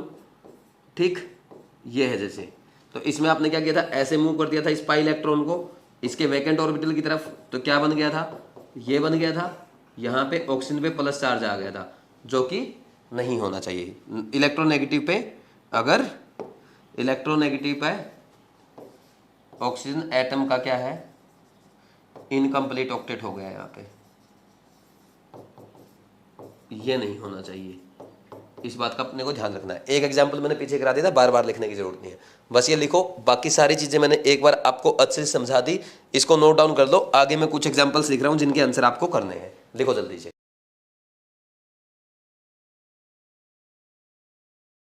अब नेक्स्ट देखो, आपके सामने 3 क्वेश्चन लिखे हुए हैं, 1, 2 और 3। ये तीनों क्वेश्चन आपको ट्राई करने हैं।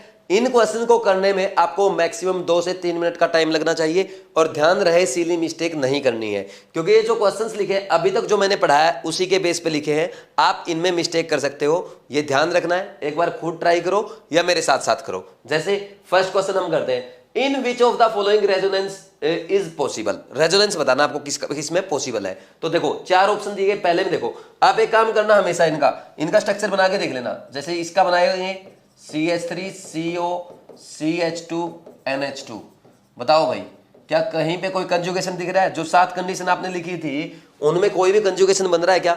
यहाँ पे पाई बॉन्ड है, ये लोन पेयर, क्या कंजुगेटेड है? नहीं है, रेजोनेंस शो नहीं करेगा। अब नेक्स्ट वाला ऑप्शन देखते ही बच्चे क्या करते हैं, आंसर टिक कर देते हैं। तो नेक्स्ट वाला ऑप्शन देखो, बना के देखो इसको, ये ऐसा बनेगा CH2 CH CH2 CH double bond CH2। इसमें भी आपको कहीं पे कंजुगेशन दिखाई दे रहा है? नहीं दिखाई दे रहा, नहीं दिखाई दे रहा, तो ये भी रेजोनेंस शो नहीं करेगा। लेकिन थर्ड ऑप्शन में यहाँ पे ये लोन पेयर और पाई इलेक्ट्रॉन का कंजुगेशन है, तो ये रेजोनेंस शो करेगा, आंसर थर्ड आ जाएगा। ठीक, अब नेक्स्ट क्वेश्चन देखो, in which of the following resonance is possible. Same question है, ये 2 ऑप्शन यहां लिखे, 2 ऑप्शन यहां लिखे हुए हैं, आपको ये बताना कि किसमें रेजोनेंस पॉसिबल है। फर्स्ट क्वेश्चन देखते हैं। स्टूडेंट क्या करते हैं, बोला सर इसका रेजोनेटिंग स्ट्रक्चर ये बन जाएगा, ऐसे करा देते हैं इसमें रेजोनेंस। देखो ये वाला रेजोनेंस, तो यहाँ पे ये प्लस चार्ज मूव कर जाएगा, यहाँ पे पाई बॉन्ड आ जाएगा। अब एक बात बताओ यार, यहाँ पे नाइट्रोजन के पास 3 तो सिग्मा बॉन्ड किसके साथ है, हाइड्रोजन के साथ, 1 सिग्मा कार्बन के साथ और 1 पाई बना लिया। क्या नाइट्रोजन 5 बॉन्ड बना सकता है? नाइट्रोजन कभी भी 5 बॉन्ड नहीं बनाता है, क्योंकि नाइट्रोजन सेकंड पीरियड का एलिमेंट है, और सेकंड पीरियड के एलिमेंट मैक्सिमम 4 ही बॉन्ड बना सकते हैं, क्योंकि उनके पास मैक्सिमम वैलेंस में सेल में 4 ऑर्बिटल होते हैं। कौन सा? 2s और 2p के 3 ऑर्बिटल, टोटल कितने हुए? 4। तो मैक्सिमम कितने बॉन्ड बनाएंगे? 4। तो नाइट्रोजन 4 बॉन्ड बना सकता है, आपने 5 बना दिए, ये रेजोनेटिंग स्ट्रक्चर नहीं बनेगा, ये शो नहीं करेगा। नेक्स्ट वाला देखो, क्या ये डबल बॉन्ड आपका कंजुगेशन में है? नहीं है। अल्टरनेट पोजीशन पे नहीं है, तो कंजुगेशन में नहीं है। क्या ये लोन पेयर के साथ कंजुगेशन में है? लोन पेयर के साथ भी कंजुगेशन में नहीं है, क्योंकि इनके बीच में 2 सिग्मा बॉन्ड आ गए। भाई कंजुगेशन में होने के लिए क्या होना चाहिए? या तो ऐसे हो, या अगर आप लोन पेयर की बात करोगे तो लोन पेयर कैसे होना चाहिए? ये ऐसे होना चाहिए लोन पेयर, बीच में एक ही सिग्मा बॉन्ड आना चाहिए। तो यहाँ पे 2 सिग्मा आ रहे हैं, तो ये भी शो नहीं करेगा। अब नेक्स्ट वाला देखो, नेक्स्ट वाला क्या है? बेंजीन रिंग दे रखी है, अरे बेंजीन रिंग तो रेजोनेंस शो करेगी, और वैसे भी बाहर अगर बात की जाए ये यहाँ भी शो करेगा, ऐसे इसके वैकेंट ऑर्बिटल में इलेक्ट्रॉन डाल देगा बेंजीन, तो ये शो करता है। तो आंसर क्या आ जाएगा? थर्ड आ जाएगा। ठीक, बेंजीन भी शो करेगी और BH2 के साथ भी करेगा, क्योंकि बोरोन के पास एक वैकेंट ऑर्बिटल है। बोरोन के पास क्या होता है? 2s2 2p। बोरोन क्या है? 2s 2p, 2s2 2p1 होता है। तो यहां से एक इलेक्ट्रॉन यहां एक्साइट करा देते हैं हम लोग, ये पता है आपको, फर्स्ट एक्साइटेड स्टेट में यहाँ पे आ जाएगा एक, ये बनता है 3 सिग्मा बनाए, 3 सिग्मा बनाए, ये एक वैकेंट ऑर्बिटल है, तो यहाँ पे ये अपने इलेक्ट्रॉन ट्रांसफर कर सकता है। नेक्स्ट क्वेश्चन देखो, in which of the following resonance is not possible. अब रेजोनेंस नॉट पॉसिबल पूछा है, स्टूडेंट क्या करते हैं, सर यहाँ पे नाइट्रोजन जो है, सीधा ऑप्शन ये देखा और आंसर टिक कर देते हैं। ये मिस्टेक आपको नहीं करनी है, क्योंकि आपसे पूछा रेजोनेंस किस में पॉसिबल नहीं है, ये यहां पे रेजोनेंस शो नहीं करेगा, लेकिन यहां तो रेजोनेंस शो कर रहा है बेंजीन, तो समझ आ रही है ना बात। और ये जो है यहां भी शो कर रहा है और यहां भी शो कर रहा है। यहां पे क्यों शो कर रहा है, क्योंकि फास्फोरस तो 5 बॉन्ड बना ही सकता है, इसमें ये स्ट्रक्चर बनेगा, ये स्ट्रक्चर आपका बनेगा, यहां पे ये पाई बॉन्ड यहां मूव कर जाएगा, ये PH3 यहां प्लस चार्ज आ जाएगा, तो ये तो मूव कर ही सकता है। थोड़ा सही से बना देता हूं स्ट्रक्चर को, देखो ध्यान से देखो दोबारा, यहां पे जब ये फास्फोरस के साथ शो करेगा, देखो बेंजीन तो करेगी, ये तो आपको समझ आ रहा है, तो फास्फोरस के साथ जब शो करेगा ना, तो यहां से ये पाई इलेक्ट्रॉन यहां मूव कर जाएगा और यहां पे क्या आएगा, ये PH3 और ये प्लस चार्ज यहां आ जाएगा, क्योंकि इसका इलेक्ट्रॉन वहां चला गया। ठीक, तो क्योंकि फास्फोरस तो 5 बॉन्ड बना सकता है भाई, कैसे बनाएगा, फास्फोरस के पास वैकेंट 3d ऑर्बिटल होते हैं, तो यहां भी शो करेगा, बेंजीन भी शो करेगी, ये भी शो करेगा, ये भी शो करेगा, ये ठीक, क्योंकि बेंजीन रिंग कर रही है, लेकिन वहां ऊपर नहीं करेगा, ऊपर मत करा देना नाइट्रोजन के साथ, और ये यहां भी करेगा जैसे ऊपर आपने देखा, और यहां बेंजीन रिंग भी करेगा, तो दोनों जगह करेगा। समझ आ रही बात, तो ये भी करेगा, और ये वाला आपको पता है, ये वाला स्ट्रक्चर बनाया होगा आपने ऐसे, ऑक्सीजन का ऑक्टेट इनकम्प्लीट नहीं करना है, तो आंसर क्या आ जाएगा, 4th आ जाएगा, 4th वाला शो नहीं करेगा। यह सबसे अच्छा क्वेश्चन था, कर लोगे ऐसे, नोट डाउन करो, फिर आगे बढ़ते हैं। जो सिली मिस्टेक आपने करी है उसको लिखो।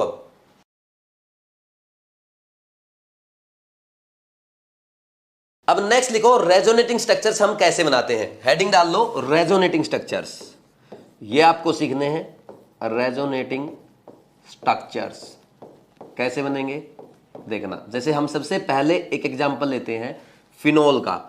फिनोल का अगर एग्जांपल आपने लिया, ये है फिनोल आपकी, तो इसमें देखो कैसे रेजोनेंस होगा, बेंजीन में तो हो ही रहा है, अपने को ऑक्सीजन के लोन पेयर के साथ करवाना है, तो मूवमेंट इधर होगा या लोन पेयर का बेंजीन की तरफ होगा। देखो अगर ये इलेक्ट्रॉन उधर जाएंगे, पाई इलेक्ट्रॉन उधर जाएंगे, पहले इलेक्ट्रॉन डेंसिटी है तो रिपल्सन हो जाएगा, तो ये तो पॉसिबल नहीं है। मैंने आपको यही सिखाया था कि लोन पेयर से पाई इलेक्ट्रॉन की तरफ मूवमेंट होगा, तो ऐसा मूवमेंट जब आप करेंगे तो रेजोनेटिंग स्ट्रक्चर बना के देखो कैसा बनेगा। इसमें ज्यादा टफ नहीं है, बस जो मैंने वो आपको 7 कंडीशन सिखाई है ना, उनके रूल्स को फॉलो करते हुए चलो। यहां पे डबल बॉन्ड आ जाएगा, ऑक्सीजन पे जैसे ही डबल बॉन्ड आएगा पॉजिटिव चार्ज आएगा, और इस पे क्या आ जाएगा, यहाँ पे ये मूव किया, यहाँ पे नेगेटिव चार्ज आ जाएगा।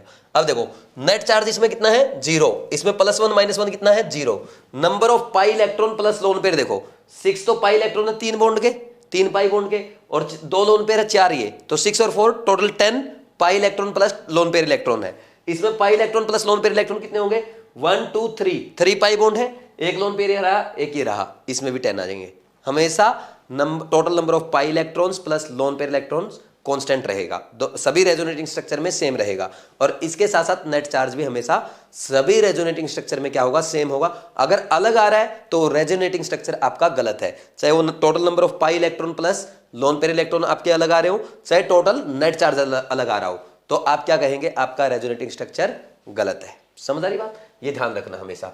अब नेक्स्ट जो हम बना रहे हैं, इसमें क्या होगा, ये यहां मूव करेगा और ये यहां मूव कर जाएगा, तो इससे क्या बनेगा, अब देखो यहां पे ये इधर आया और ये पाई इलेक्ट्रॉन यहां मूव कर गया, ये ऐसे है, बाकी को नहीं छेड़ना है, ठीक, ऐसे बन गया। फिर नेक्स्ट में क्या होगा, ये यहां मूव कर जाएगा, तो ये पाई इलेक्ट्रॉन यहां मूव करेगा, तो इस बार क्या बनेगा, ये बेंजीन रिंग, तो ये तो यही है, ये यहाँ पे आ जाएगा, ये यहाँ से यहाँ मूव कर जाएगा, और यहाँ पे ये डबल बॉन्ड है ऐसा। समझ आ रही बात। अब ये पाई इलेक्ट्रॉन यहाँ मूव करेंगे और ये यहाँ मूव करेंगे, ये नेगेटिव चार्ज यहाँ आया, पाई इलेक्ट्रॉन यहाँ मूव कर गए, तो कैसा बनाओगे, इस बार आपका वापिस फिनोल बन जाएगा। ये यहाँ पे OH पॉजिटिव चार्ज और नेगेटिव चार्ज, पॉजिटिव चार्ज, और ये इधर जाएगा, ये इलेक्ट्रॉन नेगेटिव क्या कर देगा, 0 कर देगा, और ये यहाँ पे बेंजीन भी न्यूट्रल बन जाएगी। ये बन गया आपका स्ट्रक्चर। तो ये रेजोनेटिंग स्ट्रक्चर आपके फिनोल के बनते हैं। इसमें आप एक काम और कर सकते हो, इसका रेजोनेटिंग हाइब्रिड कैसे बनेगा वो बना दो। ये देखो ये बेंजीन है हमारी। अब बेंजीन में एक काम करना, आप यहाँ पे बेंजीन है, यहाँ पे ये ऑक्सीजन है, OH है, तो OH पे कैसा चार्ज आया, प्लस चार्ज यहाँ शो करो, नेगेटिव चार्ज यहाँ आया, एक बार यहाँ आया, एक बार यहाँ आया, और डबल बॉन्ड कहाँ कहाँ मूव किया, यहाँ पे आया हर जगह, और यहाँ पे हर जगह पूरी बेंजीन रिंग में मूव किया। तो ऐसे शो कर दो, ये आपका रेजोनेटिंग हाइब्रिड बन गया। कोई डाउट इसमें किसी को नहीं होना चाहिए। समझ आई बात। अब एक बात बताओ यार, अगर यहीं पे आपको ये तो फिनोल दिया उसने, ठीक है, अब फिनोल की जगह अगर मेरे को यहां पे वो ये दे दे एनिलीन, NH2 लगा के दे दे, तो सेम कर लोगे कि नहीं कर लोगे? ऐसे मूव करा के कर लोगे।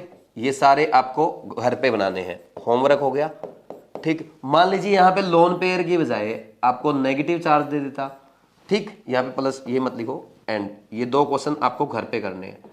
यहाँ पे अगर ये दे देता CH2 माइनस है, तो नेगेटिव चार्ज भी क्या करेगा, कहाँ से कहाँ मूव करेगा, आपका negative charge to pi electron movement होगा। तो इसमें भी ऐसे ही बनेंगे, घर पे बना के देख लेना। ठीक, नेक्स्ट एग्जाम्पल मैं आपको करवा रहा हूं। जैसे मान लीजिए ये क्वेश्चन आपको दिया रहता, ये क्वेश्चन ध्यान से समझना आप,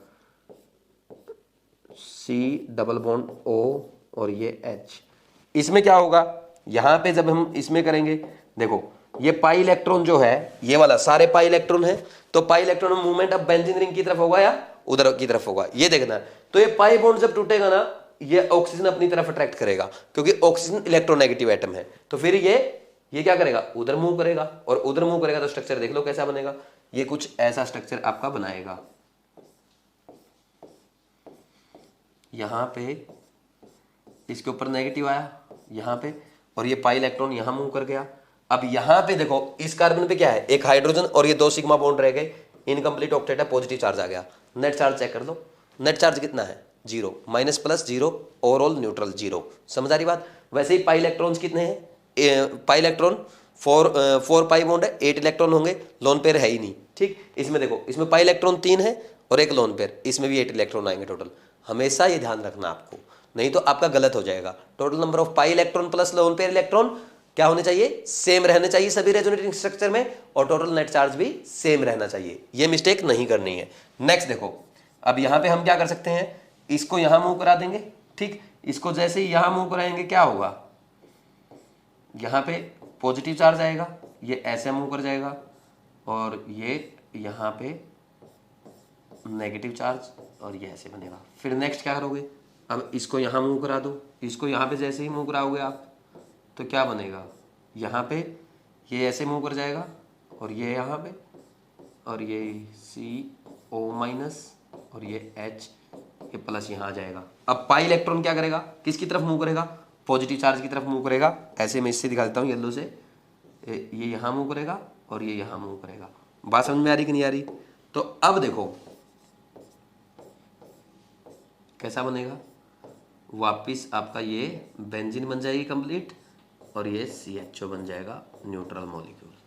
समझ आ रही बात। रेजोनेंस हाइब्रिड बनाना चाहते हो तो बना दो, सारे एटम को अपने प्लेस पे रखो। देखो एटम कहीं मूव नहीं करेंगे, मूव कौन करता है, नेगेटिव चार्ज मूव करता है, पाई इलेक्ट्रॉन्स मूव करते हैं, लोन पेयर मूव करता है, ऑड इलेक्ट्रॉन मूव करता है, पॉजिटिव चार्ज मूव करता है, लेकिन एटम वहीं रहेंगे। इस पे क्या आया, नेगेटिव और पॉजिटिव कहाँ कहाँ मूव किया, यहाँ पे और यहाँ पे। और पाई बॉन्ड ने कहाँ कहाँ मूवमेंट किया, यहाँ पे आया पाई बॉन्ड, और पूरी बेंजीन रिंग में घूम के आया है।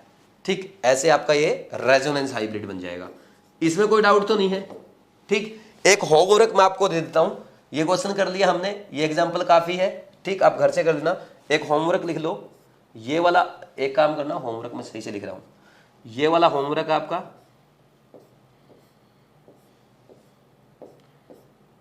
यहां पे CH2 प्लस दे रखा है। तो आप बताओ भाई, पाई इलेक्ट्रॉन को इस तरफ मूव करेगा, आपका इधर मूव करेगा कि नहीं करेगा, कोई डाउट इसमें नहीं होना चाहिए। बात समझ में आई। ठीक, ये स्ट्रक्चर 1 2 3 ये घर पे बना के देख लेंगे आप। अब देखो एक नोट डालो, नोट क्या है, बेंजीन पे आपने देखा पहले इस केस में बेंजीन पे माइनस चार्ज आ, माइनस कहां है, ऑर्थो पे, पैरा पे, ऑर्थो पे। ठीक है, प्लस चार्ज देखो कहां आया, ऑर्थो पे, पैरा पे, ऑर्थो पे। यानी बेंजीन में रेजोनेंस कहां कहां पॉसिबल है, ऑर्थो और पैरा पे, कभी भी मेटा पे रेजोनेंस नहीं होगा। ठीक, ये बात लिख लो, इन बेंजीन, ये इंपॉर्टेंट पॉइंट है, in benzene resonance takes place at ortho and para position only. ठीक, ये ध्यान रखना अपने को। समझ आ रही बात? रेजोनेंस कहाँ पे होगा? ऑर्थो और पैरा पे होगा, मेटा पे कभी भी नहीं होगा। ठीक है, और ये होमवर्क के लिए करना है। ठीक, ये बात इसलिए लिखवाई है, आगे जब हम क्वेश्चंस करेंगे ना रिएक्शन मैकेनिज्म के, वहाँ पे ये काम आएगी कि ऑर्थो डायरेक्टिंग है ना, मेटा डायरेक्टिंग है, वहाँ पता चलेगा ना आपको। समझ आ रही बात? ये आगे हम कल ही बढ़ेंगे, ऑर्थो डायरेक्टिंग, मेटा डायरेक्टिंग, और वो अपने काम आएंगे। अपने जब GOC 2 पढ़ेंगे ना, वहाँ पे हमारे काम आएंगे। समझ आ रही बात? एक बार ये नोट कर लो, और ये इंपॉर्टेंट नोट ध्यान रखना है, बेंजीन हमेशा only ortho and para position पे ही रेजोनेंस शो करती है, मेटा पोजीशन पे नहीं करेगी। लिखो इसको जल्दी से।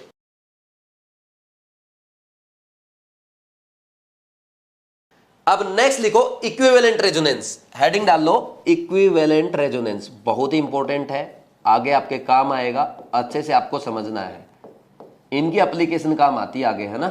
देखो इक्विवेलेंट रेजोनेंस कैसे होता है, जैसे मान लीजिए मैं एक एग्जांपल ले लूं आपके लिए, मान लीजिए H2CO3 है, कार्बोनिक एसिड, ये दोनों H+ अपने दे दे तो क्या बनाएगा?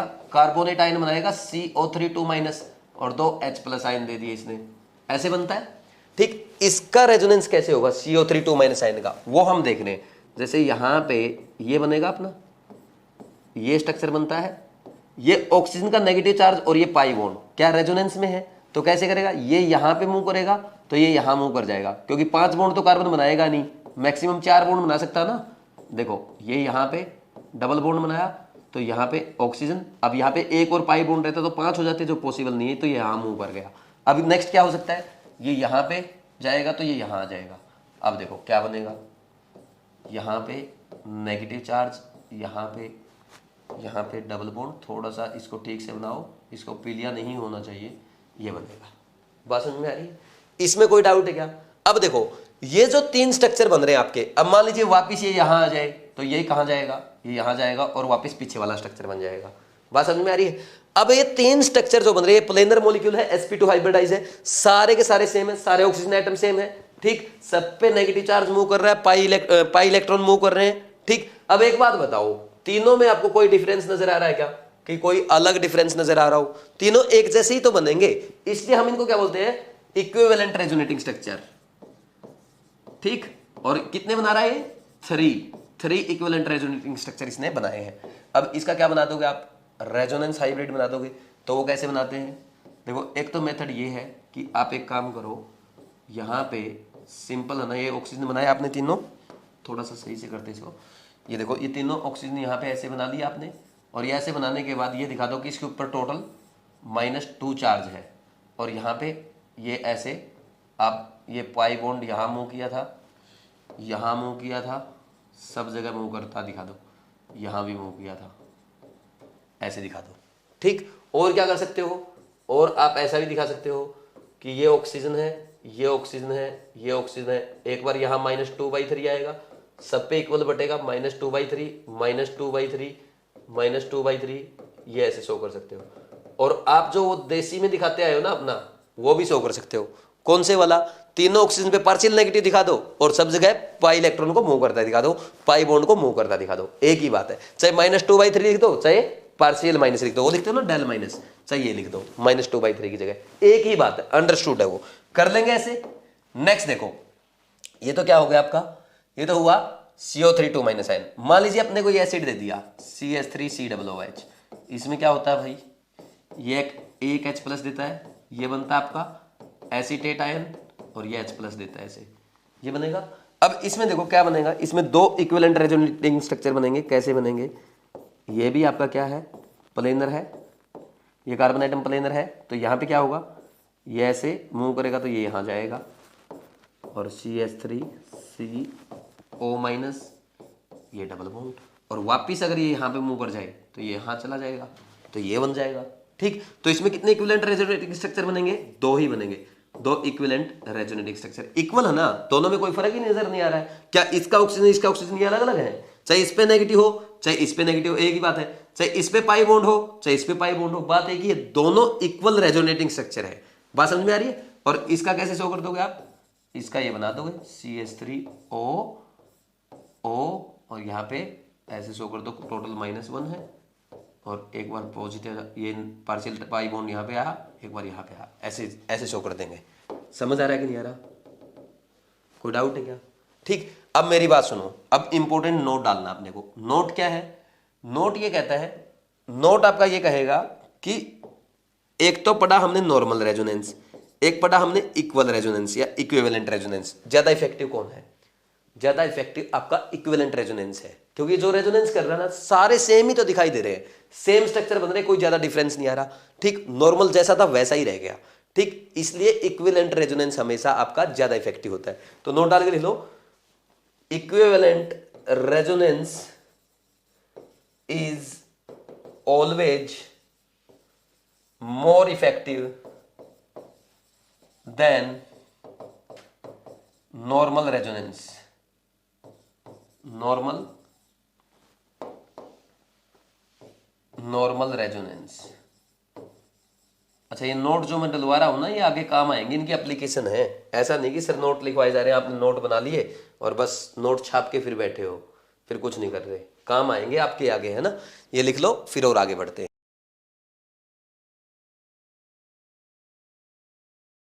अब नेक्स्ट एक छोटे से टॉपिक की हेडिंग डालो, लोकलाइज्ड एंड डीलोकलाइज्ड इलेक्ट्रॉन्स। तो मेरे साथ साथ लिख लो, लोकलाइज्ड एंड डीलोकलाइज्ड इलेक्ट्रॉन्स। देखो क्या होता है, अगर यहां पे बात की जाए, एक तो डीलोकलाइज बोलते हैं, एक लोकलाइज बोलते हैं। अगर आपकी इंग्लिश सही है तो आपको समझ में आ गया होगा। लोकलाइज मींस लोकल, वहां के लोकल है, वहीं पे है। डीलोकलाइज मतलब बार बार डीलोकेट हो रहे हैं, मतलब अपनी लोकेशन चेंज कर रहे हैं, अपनी पोजीशन चेंज कर रहे हैं। अब कौन से इलेक्ट्रॉन अपनी पोजीशन चेंज करेंगे? वो pi electron, lone pair, odd electron हमने पढ़ा था, या पॉजिटिव चार्ज कह लो या नेगेटिव चार्ज कह लो, जो रेजोनेंस में है वो अपनी पोजीशन चेंज करेंगे।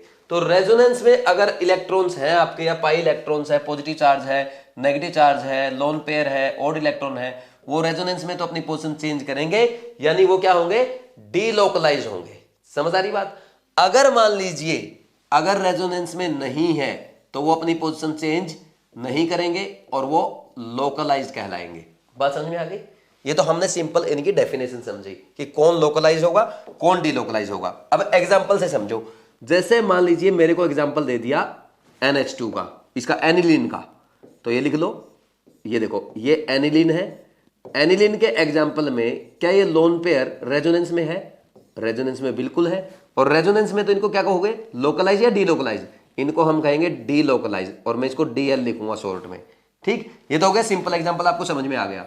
अब नेक्स्ट एग्जांपल जो मेरा है वो है पिरिडीन का। पिरिडीन आपने सुना है, ये पिरिडीन होता है। तो पिरिडीन में जो नाइट्रोजन के इलेक्ट्रॉन्स हैं, ये लोकलाइज्ड है या डीलोकलाइज्ड? क्या ये रेजोनेंस में पार्टिसिपेट करते हैं? नहीं करते हैं, क्योंकि ये आउट ऑफ प्लेन होते हैं, इसलिए क्या कहलाएंगे? Localized electrons. कैसे होते हैं आउट ऑफ प्लेन? एक बार इधर समझना, अब कोई नहीं लिखेगा, अब इधर समझेंगे सब के सब। यहां पे ऐसे बनेगा आपका पिरिडीन, ये स्ट्रक्चर है मान लीजिए पिरिडीन का। ठीक, यहां पे कार्बन का ये होंगे इसके ऑर्बिटल्स, कार्बन के ऑर्बिटल्स ये होंगे, ये होंगे आपके, और ये इसके नाइट्रोजन के ऑर्बिटल। बात समझ में आ रही? अब मान लो इन्होंने क्या किया, XY प्लेन में इस मॉलिक्यूल को बना रखा है, ये प्लेनर मॉलिक्यूल है, क्योंकि यहां पे क्या है, सबका sp2 हाइब्रिडाइजेशन है। ठीक, इसलिए क्या होगा, ये मॉलिक्यूल कैसा है आपका? ये प्लेनर मॉलिक्यूल है। मान लीजिए ये XY प्लेन में है, अगर आप मान लो कि ये XY प्लेन में है सब। ठीक, अब देखो कैसे बॉन्डिंग होगी, ये इसकी बॉन्डिंग ऐसे हो जाएगी, इनकी बॉन्डिंग ऐसे होगी, ये पाई बॉन्ड बना रहे होंगे, ये पाई बॉन्ड बना रहे होंगे। समझ आया कि नहीं यार? अब यहां पे नाइट्रोजन के जो लोन पेयर्स हैं, ये अगर टोटल मॉलिक्यूल XY प्लेन में बन रहा है, मान लो नाइट्रोजन ने और कार्बन ने क्या किया, X डायरेक्शन में सिग्मा बॉन्ड बना, तो Y में मान लीजिए क्या बनाएंगे, पाई बॉन्ड। तो अब क्या होगा, यहां पे इसका जो px ऑर्बिटल होगा, यहां पे होंगे pz ऑर्बिटल होगा, तो इसमें क्या होंगे, इसके लोन पेयर होंगे, और pz में होंगे नहीं, यानी क्या होगा, ये XY प्लेन है तो ऐसे होंगे, इस ऑर्बिटल में होंगे परपेंडिकुलर टू द प्लेन, क्या हो गए, आउट ऑफ प्लेन। और जो इलेक्ट्रॉन या जो लोन पेयर या जो negative charge out of plane होगा, क्या रेजोनेंस में पार्टिसिपेट करेगा, नहीं करेगा। और रेजोनेंस में पार्टिसिपेट नहीं करेगा तो उनको हम क्या कहेंगे, लोकलाइज कहेंगे। इसलिए मैंने क्या लिख दिया, लोकलाइज है। तो आप क्या बोल दोगे यहाँ पे, ये क्या है, आउट ऑफ प्लेन है। बात समझ में आई कि नहीं आई अच्छे से? बस अब इतना मैंने आपको अच्छे से समझा दिया। अब मेरा काम हो गया खत्म, आपको क्या करना है, सिंपल 1-1 मिनट में क्वेश्चन करने हैं। बस आपको ये चेक करना है अगर रेजोनेंस में है, चाहे वो पॉजिटिव चार्ज हो, चाहे नेगेटिव चार्ज हो, चाहे लोन पेयर हो, चाहे ऑड इलेक्ट्रॉन हो, चाहे कुछ भी हो, तो वो डीलोकलाइज्ड है। अगर रेजोनेंस में नहीं है तो वो लोकलाइज्ड है। अब बताते चलो मेरे साथ साथ। देखो इधर देखना, जैसे मान लीजिए हम ये वाला क्वेश्चन करते हैं, यहां पे हमने ये क्वेश्चन लिया, ये CH2 माइनस है। दूसरा क्वेश्चन हमने बनाया कि यहाँ पे ये CH2 इसके ऊपर प्लस है, और ये क्वेश्चन हमने बनाया यहाँ पे फ्री रेडिकल है। ठीक, ये स्ट्रक्चर हमारे बन रहे हैं। ठीक, अब इनमें बताओ यार, ये देखो ये रेजोनेंस करेगा यहाँ पे, तो ये ये यहाँ पे ऐसे जाएगा, तो यहाँ पे नेगेटिव चार्ज आएगा, तो ये रेजोनेंस में है, डीलोकलाइज्ड है। अब यहाँ पे क्या है, ये पाई बॉन्ड ऐसे यहाँ पे रेजोनेंस शो करेगा, तो ये पाई बॉन्ड यहाँ शो करेगा, तो पॉजिटिव चार्ज यहाँ आएगा, यानी ये रेजोनेंस में है, ये डीलोकलाइज्ड है।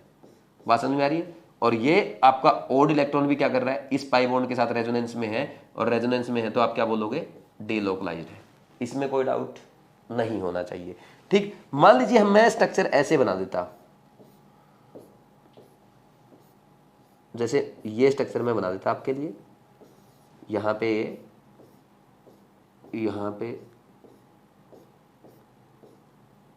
पे प्लस चार्ज, और यहाँ पे ये ओड इलेक्ट्रॉन।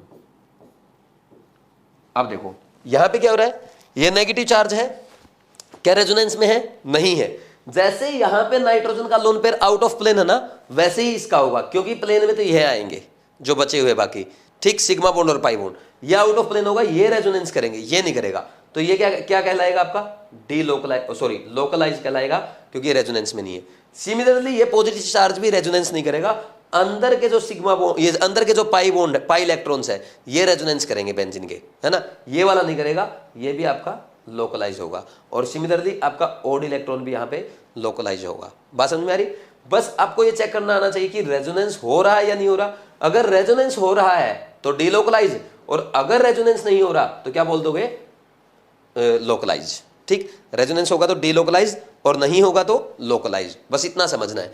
अब मान लीजिए जैसे अपने को क्वेश्चन दे दे, ये वाला क्वेश्चन दे दिया, CH2 double bond CH, CH2 minus, बताओ भाई लोकलाइज या delocalize. CH2 double bond CH, CH2 plus दे दिया, CH2 डबल बॉन्ड CH, ये CH2 फ्री रेडिकल दे दिया, ये ऐसे दे दिया आपने, CH2 CH, इसके ऊपर नेगेटिव चार्ज, सारे करने आपको। ये वाला एग्जांपल दे दिया, ये वाला एग्जांपल दे दिया आपको। बताओ भाई करेंगे या नहीं करेंगे, ये बताना है आपको। इनको करो सोल्व जल्दी से। जैसे ये वाला देखो, ये रेजोनेंस में है यहाँ पे, और रेजोनेंस में जो है वो क्या कहलाएगा, डीलोकलाइज कहलाएगा। ये वाला रेजोनेंस में है, ये पॉजिटिव चार्ज यहाँ आ जाएगा, तो यहाँ से यहाँ डीलोकेट हो गया, तो क्या बोलोगे, रेजोनेंस में है, डीलोकलाइज्ड है। यहाँ पे ये क्या आएगा, ये ऐसे यहाँ पे, और इसका ये एक इलेक्ट्रॉन इधर आएगा, दूसरा इलेक्ट्रॉन इधर आएगा। ठीक, तो ऑड इलेक्ट्रॉन यहाँ आ जाएगा, डीलोकेट हो गया तो डीलोकलाइज्ड है। और यहाँ पे रेजोनेंस हो रहा है क्या, नहीं हो रहा। रेजोनेंस नहीं है तो लोकलाइज है, रेजोनेंस नहीं है तो लोकलाइज है, रेजोनेंस नहीं है तो लोकलाइज्ड है। समझ आ रही बात? ये नोट करो, 2-4 क्वेश्चन और करते हैं।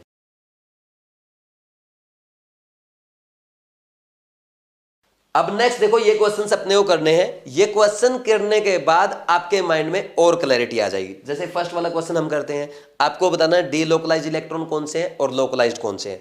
तो अगर इनकी बात करें, आपको दिख रहा है ये इसके पाई बॉन्ड के साथ रेजोनेंस में है, तो ये डीलोकलाइज होंगे। अगर इन दोनों की बात करें तो ये लोकलाइज होंगे, ये रेजोनेंस में नहीं है। अब बच्चे क्या मिस्टेक करते हैं, सर ये बेंजीन के अंदर बने हुए हैं, ये तो बेंजीन के साथ ये अंदर रेजोनेंस करना चाहिए। अरे भाई ऐसा नहीं होता है, अंदर या बाहर है, आपको रेजोनेंस देखना होगा या नहीं होगा, वो प्लेन में है या नहीं है ये देखना है। अब जैसे चाहे आपको उसको अंदर लिख के दे रिंग के, चाहे रिंग के बाहर लिखे, उससे कोई फर्क नहीं पड़ेगा। जैसे हमने अभी देखा था, ये पिरिडिन का स्ट्रक्चर था, हमने क्या माना, ये पूरी रिंग एक प्लेन में है, XY प्लेन में है। अगर वो पूरी XY प्लेन में है, इन्होंने X डायरेक्शन में मान लीजिए सिग्मा बॉन्ड बनाया है, और Y डायरेक्शन में सारे पाई बॉन्ड बने हुए हैं, तो ये इलेक्ट्रॉन कहां आएंगे, ये लोन पेयर कहां आएगा आपका, PZ ऑर्बिटल में, which will be out of XY plane. और आउट ऑफ XY प्लेन होगा तो रेजोनेंस शो नहीं करेगा, क्योंकि ये सारा रेजोनेंस किस में हो रहा है, XY प्लेन में, और ये क्या आपका PZ, ये Z एक्सिस में है, तो Z एक्सिस तो आउट ऑफ प्लेन है, इसलिए रेजोनेंस नहीं होगा। ये भी आपके दोनों लोन पेयर, ये लोन पेयर भी, ये लोन पेयर भी आउट ऑफ प्लेन है, रेजोनेंस शो नहीं करेंगे। ठीक, रेजोनेंस शो नहीं करेंगे तो लोकलाइज्ड होंगे। अब इसमें देखो यहाँ पे ये रेजोनेंस करेगा क्या किसी के साथ? नहीं करेगा, क्योंकि यहाँ पे कोई कंजुगेशन नहीं है, ये लोकलाइज्ड होगा। लेकिन इस बार ये रेजोनेंस कर रहा है, ये डीलोकलाइज्ड होगा। ठीक, ये छोटी छोटी मिस्टेक मत कर देना। कहीं वो देखा सर हमें तो ये एनिलीन नजर आ रही, एनिलीन नहीं है भाई, यहाँ पे जब डबल बॉन्ड रहता ना तब इसके साथ रेजोनेंस करता, उसके साथ नहीं करेगा क्योंकि कंजुगेशन नहीं है। तो ये ध्यान रखना, यहाँ पे हटा देता हूं मैं, ये मिस्टेक मत करना। ठीक, आपने हो सकता है की हो। इसमें देखो ये वाला यहाँ पे रेजोनेंस करेगा, डीलोकलाइज है। ठीक, ये वाला रेजोनेंस शो नहीं करेगा, लोकलाइज है, जैसे पिरिडिन वाला केस था। ये वाला भी आपका रेजोनेंस नहीं करेगा क्योंकि पाई बॉन्ड के साथ ही आ गया, तो ये क्या होगा? लोकलाइज्ड होगा। और ये वाला यहाँ पे रेजोनेंस करेगा इस पाई बॉन्ड के साथ, डीलोकलाइज होगा। दो डीलोकलाइज्ड, दो लोकलाइज्ड। अब नेक्स्ट वाले केस में देखो यहाँ पे क्या ये रेजोनेंस करेगा? कहीं पे कंजुगेशन बन रहा है पाई बॉन्ड के साथ? नहीं, तो डीलोकलाइज्ड होगा, सॉरी लोकलाइज्ड होगा, इसको हम लोकलाइज बोलेंगे। ठीक, नेक्स्ट क्या है? अब यहां पे ये मूव करेगा, ठीक, तो ये मूव करेगा तो यहां पे इसके साथ रेजोनेंस में है, डीलोकलाइज है। ये भी इसके साथ यहां पे रेजोनेंस में, इस डबल बॉन्ड के साथ, ये भी डीलोकलाइज है। ये इधर से रेजोनेंस में है, ये भी डीलोकलाइज है। और ये इधर से और इधर भी दोनों तरफ रेजोनेंस में है, ये भी डीलोकलाइज है। बात समझ में आई? ये अच्छा क्वेश्चन है। आप इसमें बता नहीं पाए होंगे कितने डीलोकलाइज है। इसमें 4 है और 4 डीलोकलाइज, 1 लोकलाइज्ड है। ठीक, ध्यान रखना है, रेजोनेंस चेक करना है बस आपको।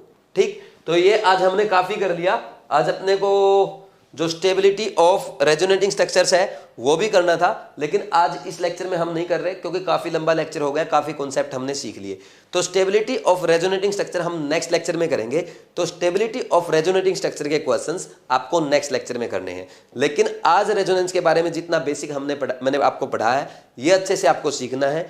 Stability of resonating structure, mesomeric effect, +m -m और स्टेबिलिटी ऑफ कार्बोकेटाइन एंड कार्बाइनाइन, हम ये नेक्स्ट लेक्चर में करेंगे।